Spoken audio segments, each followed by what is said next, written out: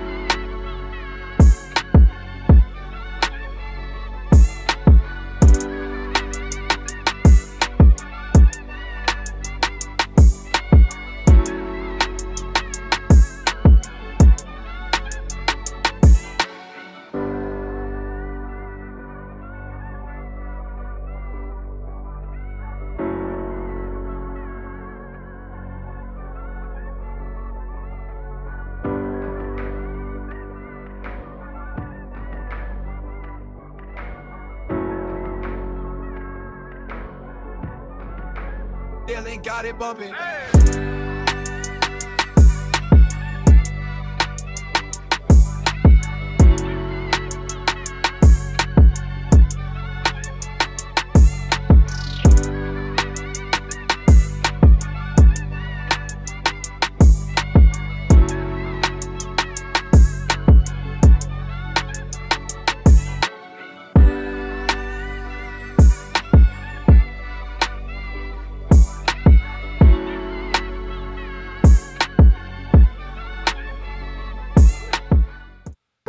We're live, y'all. And what's up, y'all? I hope everybody can actually hear me and see me out there. I have no idea how this works, but we're praying that it does because it's your boy DJ Ben Amin, and we how do I say it? Welcome to another episode of the ForAllNerds show. We are now live here on twitch.tv/ForAllNerds, the podcast and now live show of geek culture presented by people of color. I almost got it right. Almost.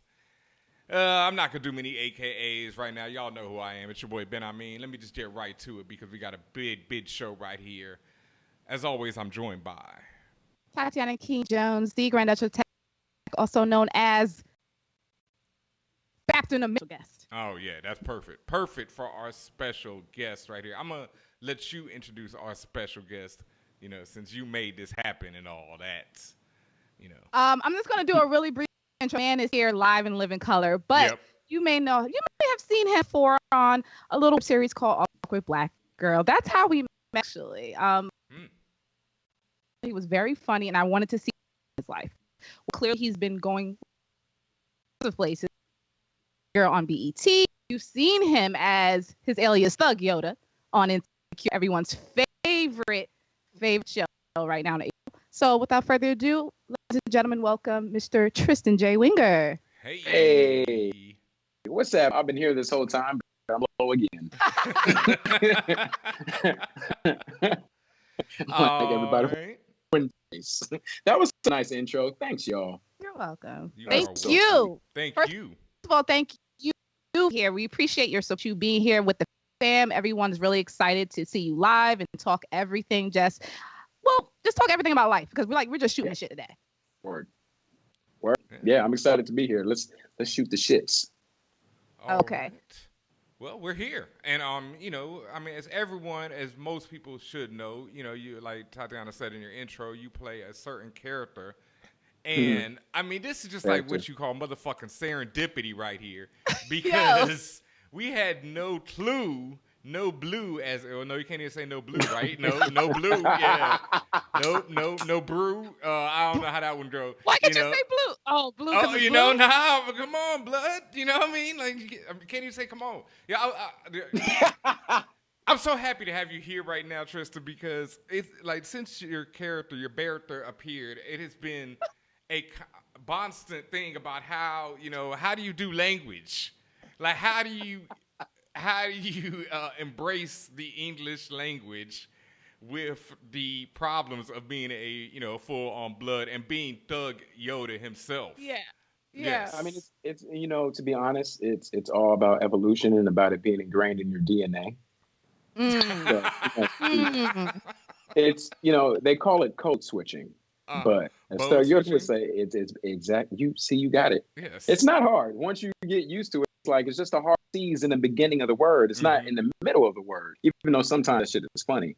Like, you're like, that's funny. Yeah, that's amazing. So that's something Thug Yoda would say for sure. Yes. It was so funny because I was looking up blips for the. I gotta stop. But my God. Like, no, that's so hard. Like, I mean, it's not hard, like in theory, but it is hard just as from a performer standpoint, right? Because you're stating character, you're changing your language, and you're also trying to convey. I mean, even though Thug Yoda is deadly serious, you're trying to also be comedic. So, like, how do you? I'm just curious, is there someone in your life that you look towards and like use them as inspiration? Yeah, there are a couple people. There are a couple people in my life, and then a couple people who we just know of in the world. So I have a neighbor. I won't say his name, but I have a neighbor. Like, I live in South Central LA, Inglewood adjacent. So like, there's some gang activity or whatever. But everybody's neighbors, like, we're cool. And so I have a neighbor who I talk to all the time when I walk my dog Frito. He'd be like, "Hey, Tristen, hey, what's going on? Hey, let me ask you a question, bro. I just, I know you got the iPhones and stuff, and I see you got the Apple Watch. So I was just wondering, like, so what's an iMessage? Can you explain that to me? Like, what's that?" And so, like, they're just people. He's one person, and then the people who are just like more public figures. The first one was Nipsey Hussle, and the reason why like Nipsey Hussle is because of his voice and his tone. is we have kind of a similar tone. So like to slip into like an impression Nip Hustle, it kind of be like here, just kind of as far as like from a vocal view or whatever. And then the other portion of that, which is comedy, is Ray J. Oh my God, that's a perfect Ray And J. so, and so Ray J, you know, Facts. sometimes he be hella hype. Sometimes just be like, I can't understand when like my woman just be like, why should be wanting to go places and shit? Like, why can't she just stay here? Who's she trying to see? And so it's like it's a combination of all those people. Like my neighbor Nips because he's a father and because he's a figure, and also Ray J is ridiculously funny. I love it. Unintentionally. I love it. I mean, like I said, I appreciate you for your talents. I appreciate everything that you've been doing. You've been branching out. So, I mean, it's always great to see young Black man making it happen for himself, putting it out there. All that's dope. Now, one thing, like as we usually do, we kind of dive into the background of our guests on the show. And our bio, and I was like, oh, he was immersed at the arts at an early age because he's so talented and all this other stuff. That's cute. But exactly what are we talking about when you say that? Like, how old were you? What were you doing that got you immersed? So the very first thing I can remember that just shot to the top of my mind right now, when I was 6, Mom entered me into Boy Girls Club's contest. They had a talent show. And so over here, there was a pretty famous Boys and Girls Club. It was called Challengers Boys and Girls Club. It's still there. It's on Vermont. If you're in South Central LA, you're familiar with the area. Challengers Boys and Girls Club. She entered me into the talent show competition. Apparently, there was no more room in the children's portion of the talent show competition. So I competed in the adult portion of the competition. I was 6 years old. They let that happen? They let that happen. What? They let that happen. My mom's, our neighbors that used to live next door before they gentrified it, torn it down. Neighbors who used to live next, they're a very musical family, and they grew up with my mom's family who used to live in this house. Family's on this house since 1970. And so like they're musicians. My mom plays the keyboard. And so she had one of them play keyboard and basically play The Greatest Love of All, because for some reason we couldn't get the instrumental because it was 1992. And so he played The Greatest Love of All. And that's the song that I sang in that talent show competition in 1992, 6 years old. I had a white dress shirt on, black slacks, and one of those like sashes with kente cloth. And the kente cloth hat. You had the Cosby Show kente cloth on. Yeah. I don't know where that video is, but I gotta find that video. Little sash, little hat. I believe the children are future. Mm-hmm. Yeah, it was great, and I won 3rd place. Nice. Who that was my adults, damn. Who beat The Greatest Love of All, though? That's my question. Right. I don't know. I don't remember. I just remember I got a trophy. That's all I know. It's at my mom's house. Oh my God, that's the cutest thing, actually. Not like a little Raven Simone with that hat, like that fat hat running around. Yes, exactly. Oh my God. So before we went live, we were just talking about everything happening right now with COVID, how it's just wild brazy everywhere you go.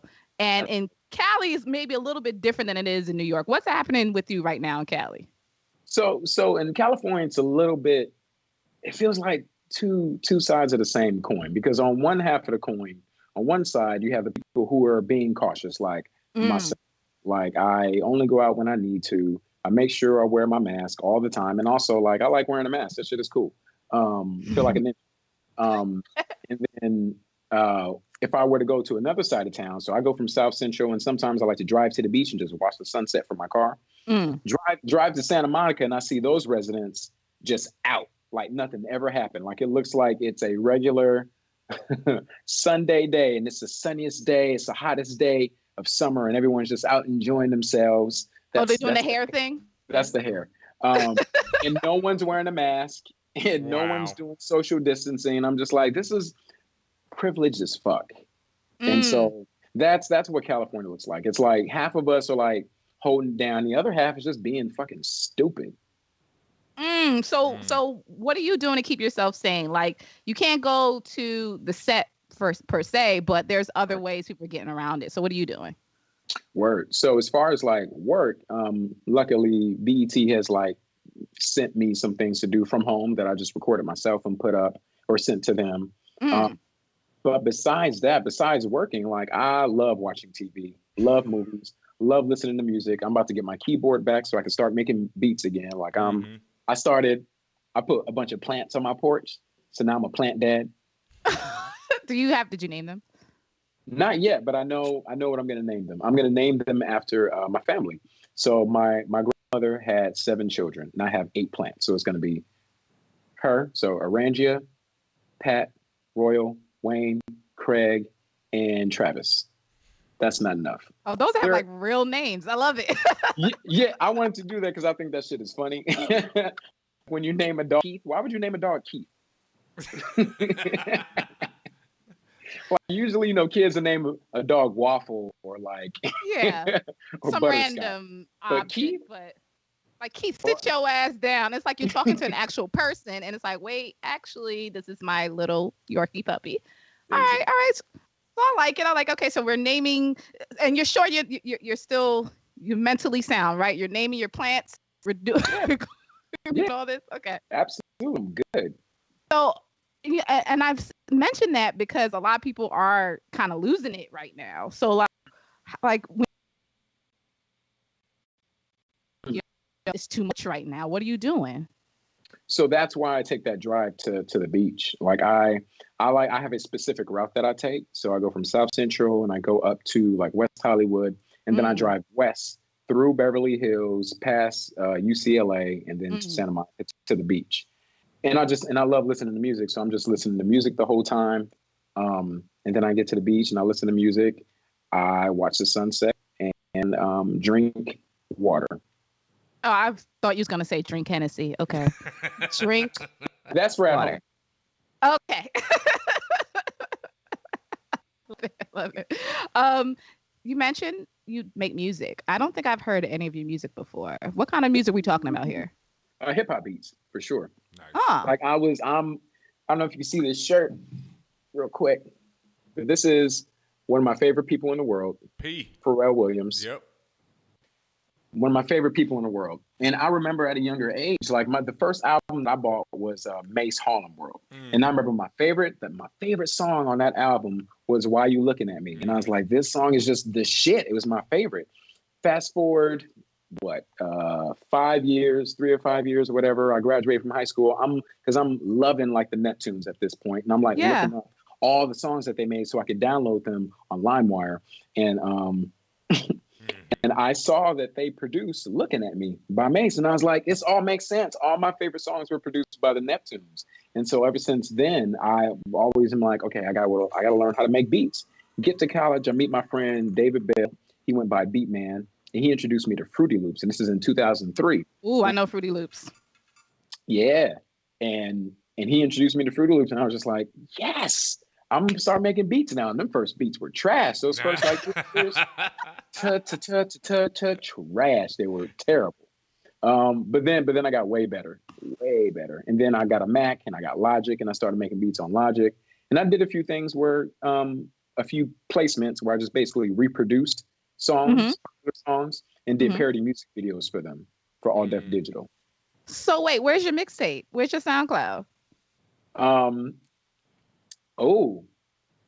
Whack funny story. SoundCloud deleted my SoundCloud because this was at that time when they got I think by like Yahoo or something like that. And so they were going through and they were like, oh, copyright because I had samples in my beats. It wasn't like I was trying to sell them. I just had samples in my beats, and it was like a 3-strike rule. And so like I had like 10 beats at least on my page that had samples in. So there was like copyright infringement. It happened 2 more times. My account's deleted. Then one after the other, my account got deleted. You have the actual songs though, right? Like they didn't. Oh yeah, I got the songs. Okay. So we're gonna maybe one day we'll get an exclusive from you, right? Yeah. As they say in the industry. Yeah, that's crazy when you're talking about Pedo, man. I've been working on this Neptunes mix for a minute. I'm a DJ as well, and obviously and it's taken me forever because the effing amount of production that the Neptunes have done over the years is like, it's probably, I need like 2 or 3 different mixtapes to really get it right. Because, yeah, volumes, basically. I need volumes because it's silly out there. But, Yeah, you know, love them. I mean, beyond being the thug side of it, you are also the Yoda side of it. And we know that you're a blurred and everything. You know, your roots run deep. Obviously, any fan of the Neptunes right away. Nerd just comes with being a fan of the Neptunes in the title. Like, absolutely. You know, and that's probably what makes them so ill is their nerddom, because they're like straight hip-hop nerds, how they go back. I mean, we go on all day about the Neptunes. But, yes, we can. Yes, we can. But, you know, when did you first realize you were a blurred? You know, when did you fall in love with blurredom, as they say? When I saw myself on screen. And so that happened when I saw Steve Urkel on Family Matters. I saw, I mean, wait, dead ass? Like dead ass. Dead fucking ass. It was like, I've always loved science and I always liked to understand the world and the way that things work. And then here I am watching this sitcom on a Friday night with a black cast, and I'm seeing this black kid who is a scientist, an inventor, an experimenter with fucking glasses and suspenders, and he talks weird and he loves cheese, and it's just like, that's me. Like, I want to be cool. And then he became Stefan O'Carroll. I was like, this nigga's cool too. So he can be both. This is the same person. He is like, that shit is so incredible to me. Jaleel White is a fucking genius for that. And that's what made me want to be an actor as well. Like, that's like made me realize, okay, I'm a black nerd. Mm-hmm. And that's fine. Like, it's good. Like, I don't have to try and hide this shit. And also, this shit is cool. Because I thought he was Steve Urkel. Who is this person? Stefan O'Carroll. I'm like, this shit is crazy. He's acting. That shit is incredible. Oh, wow. You have never got to meet Jaleel White, have you? No.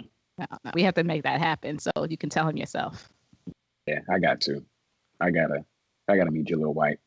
So was it Urkel that also got you into acting? Yeah, absolutely. I remember because my mom is a creative person as well, so she was always putting us in stuff. And Family Matters was having a video. And the rules were you were supposed to reenact a scene from Family Matters.